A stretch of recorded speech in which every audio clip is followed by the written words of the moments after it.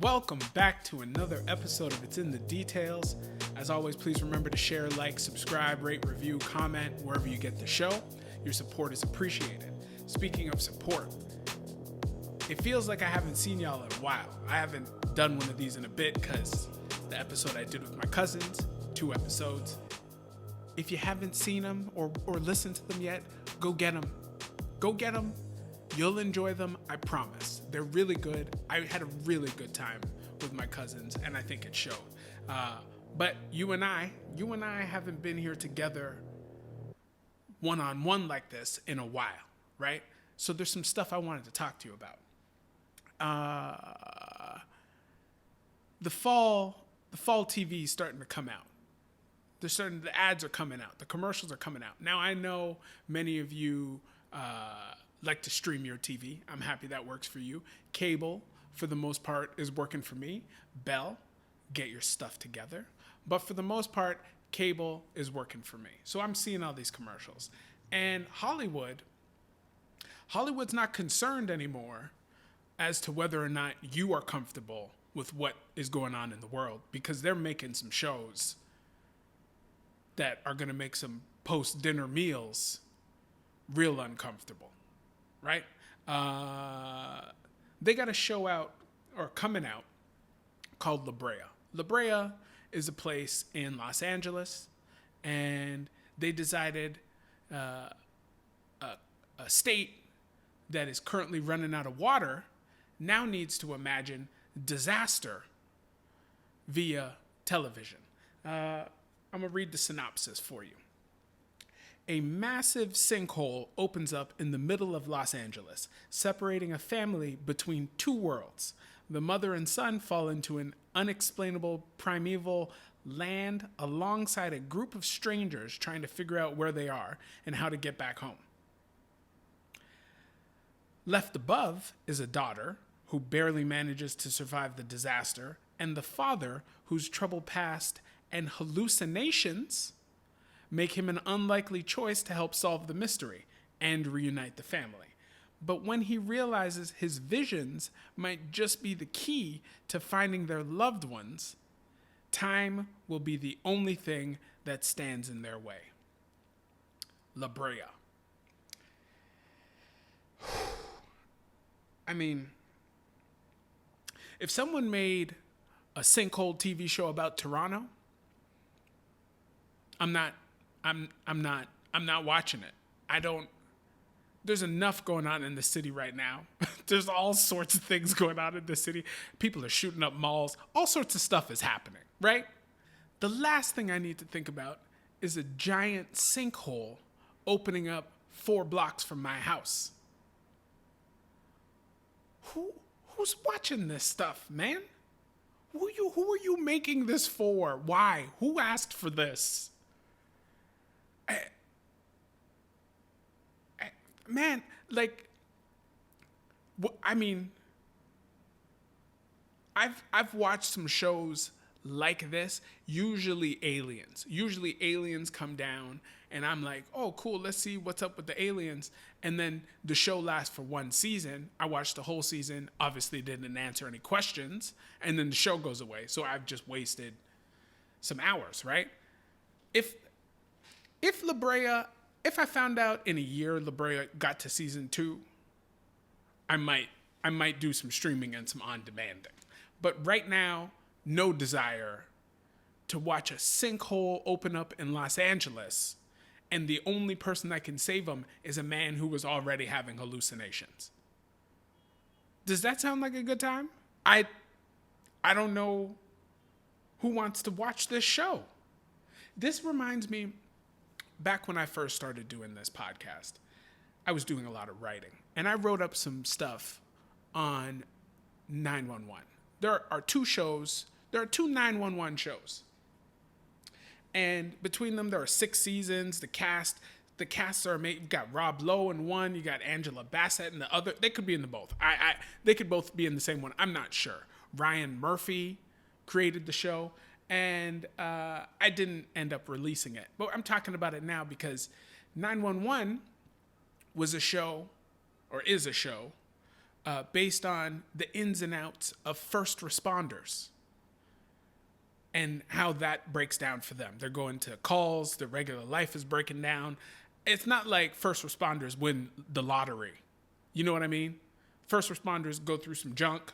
We get to watch them go through some junk, and then they go to disasters and hopefully save people from disasters just happening in your neighborhood. I don't know who wants to watch that either, but there are 6 seasons out between those 2 shows, right? So somebody is enjoying living disasters and then coming home and decompressing with fictional disasters. I'm not, as I said to many of my guests, I'm not in the business of judging what you're watching. But if these are the things you're watching, I'm curious, and maybe we could sit down and have a talk, because I want to know what would make you want to watch these disaster shows when disaster surrounds us. You know? The other show that is on the fall schedule that has currently caught my eye is a show called Dr. Death. Brand new show, Dr. Death, okay? Based on a hit podcast and inspired by the terrifying true story of Dr. Christopher Dunch, a young and charismatic star in the Texas medical community, after building a flourishing neurosurgery practice, everything suddenly changes when patients entering Dr. Dunch's operating room for complex but routine spinal surgeries start leaving permanently disabled or dead. As his victims pile up, 2 fellow physicians and Dallas prosecutor Michelle Schuchart set out to stop him. Okay, we can't get everybody to take a vaccine. Scientists, doctors, all sorts of people have spent their time creating what could be a world steadying vaccine. Keep people from getting sick or dying. And Hollywood said, you know what we should put out? Dr. Death. A doctor that is good looking and charming is maiming and killing people with routine spinal surgeries. That's what the world needs right now. I'm going to watch this show. I know where you thought this was going, but I'm going to watch this show. The subject matter, I'm a Dexter fan. Maybe all the patients are murderers and killers. And he's just, probably not though.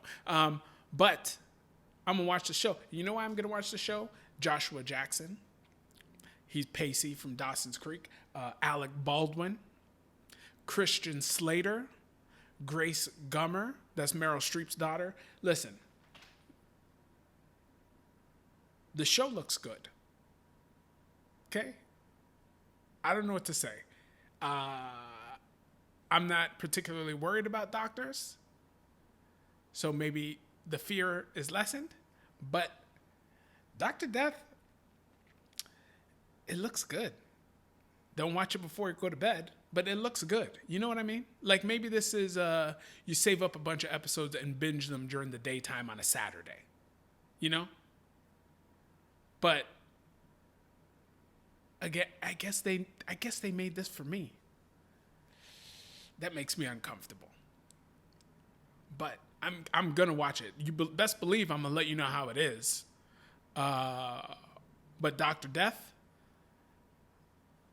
I mean, a thumbs up feels uncomfortable. But you know what? A thumbs up for Dr. Death. La Brea, find a sinkhole.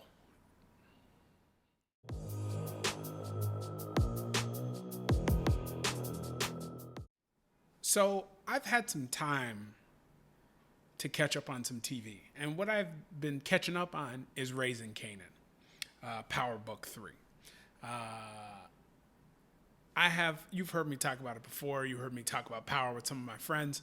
I have the utmost respect for what 50 and his team are doing with the Power franchise. Raising Kanan is what you'd expect. It's quality television programming, right? While I'm catching up, a scene sticks out to me. In this scene, there's a fight in the high school, okay? I am not a particularly violent person by any means. I've been in one fight my whole life. Mom, the statute of limitations have run out. There will be no grounding or punishments for this story. But got in a fight with a friend in elementary school, real early. I think if either of us ever told you why we were fighting, we were friends. If either of us ever told you why we were fighting, we'd be thoroughly embarrassed, and that would be that. And I've never fought again, because what's the point? Use your words. Use the words. You know what I mean? But the thing about a fight in school, midday, teachers around, is the teachers inevitably arrive on the scene. There are only 2 people fighting, but there are 30 people around, and that's because there's only 2 interesting things that happen at school. Fights, because they're unpredictable. You never know when they're going to happen. And if you come around a corner and a fight's happening, you are watching it. And the other interesting thing that happens is it's towards the end of the year, and the teacher brings a TV on a stand in, and that means you ain't doing no work today, right? We watching a documentary on why alligators eat zebras. You know what I mean? That's what we're doing. But this teacher shows up in this scene of Raising Kanan where this fight is happening, and she starts yelling, y'all have somewhere to be. I know you guys have somewhere to be. Go there now. And hey, teacher, I'm 14, 15, 16, 17 years old. There's nothing more compelling than a high school fight. Nothing. The only way you have the ability to move away from a high school fight is if someone pulls out a weapon. Thankfully, that has never happened in any of my high school fights that I've seen. Or, there ain't no or. That's it. That's the only reason you're leaving. Because it's a fight. Okay? And for you to have the nerve to roll up on us screaming about it's time to leave, you need to hook up this curriculum to make it more entertaining than the prospects of a fight breaking loose in a corridor. Imagine, though, that curriculum is so tight. You come around a corner, you see some fighting happening, some big dogs fighting, some just like a basketball player and a football player fighting. It's going to be good. And you're thinking, not for me. Mr. Thompson told us today he's teaching us how to invest money so we could buy a house by 25. Okay? Have fun with those Neanderthals. You got to work harder. You got to provide more entertainment than the entertainment that is. And listen, I'm not here for the violence. I'm not here for the wanton, just reckless violence of 2 people fighting in these streets. And I don't know if you've seen this, but recently floating around the internet is this man who broke up a fight on the streets between some teenagers, and he has since won some awards in his city, and all sorts of good things have happened from that. I don't know how many fights that has stopped, but he stopped that fight, right? Street fights are something else, okay? A street fight is terrifying. If I see a fight on the street, I am moving the whole time. The entire time I'm moving from a street fight, away from it. I'm not diverting my eyeballs because I still want to see the fight, but I'm not hanging around because who knows what these guys would do. Or ladies, who knows? Right? But a street fight is something else. And the man that stopped that fight should be commended. Any teacher, however, that rolls up on some kids watching a fight in school and yells at them to get to class, just ask more politely. We'll go. Right? You stop the fight. There's no more fight left. We should leave. But you're an educator. Have you seen anything more interesting than a fight in school on any of your days in school? I bet you haven't.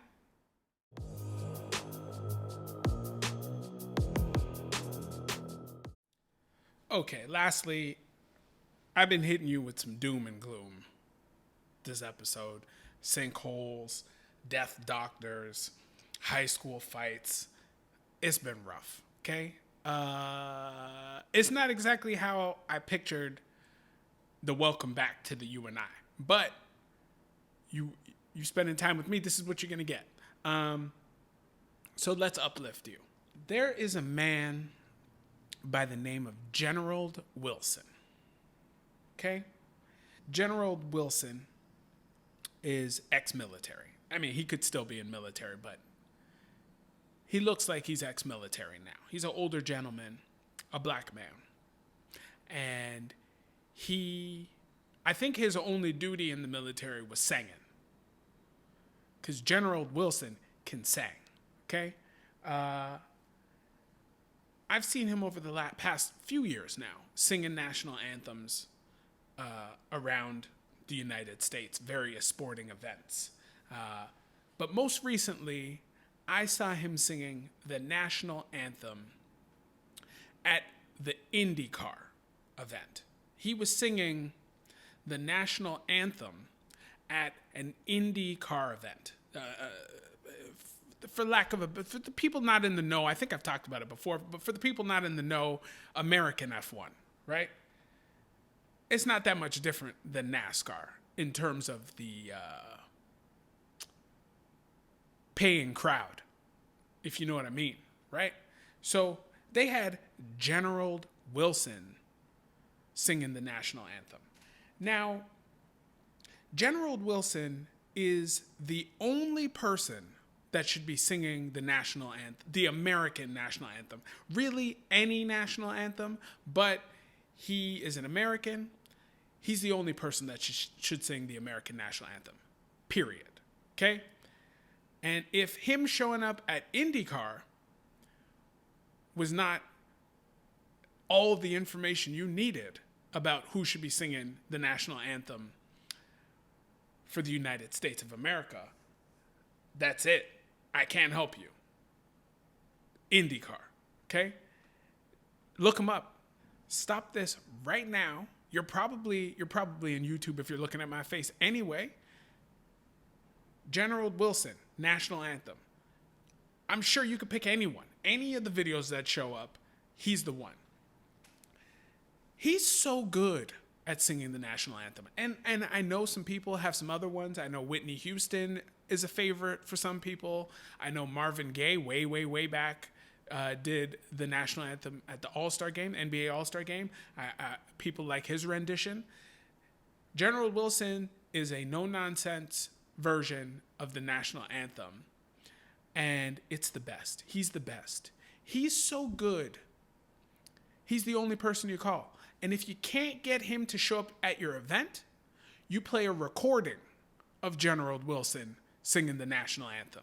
And if you can't get a recording of General Wilson singing the national anthem, you play an instrumental.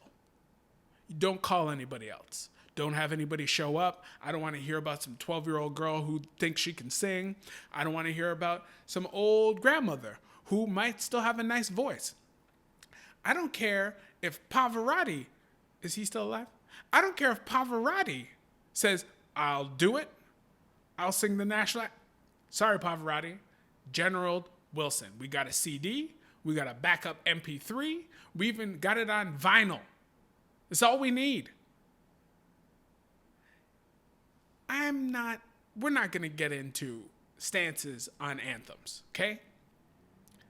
If someone decides they're playing the anthem, General Wilson. It could be a Jeopardy question. I'll take national anthems for 800. Ba-doo-doo. The American National Anthem must be sung by this man and this man only, or else you play an instrumental. Beep beep. Is this a trick question? Anybody could sing the national anthem. General Wilson is the answer. He's the only person that sings it from now on. If Obama was still in,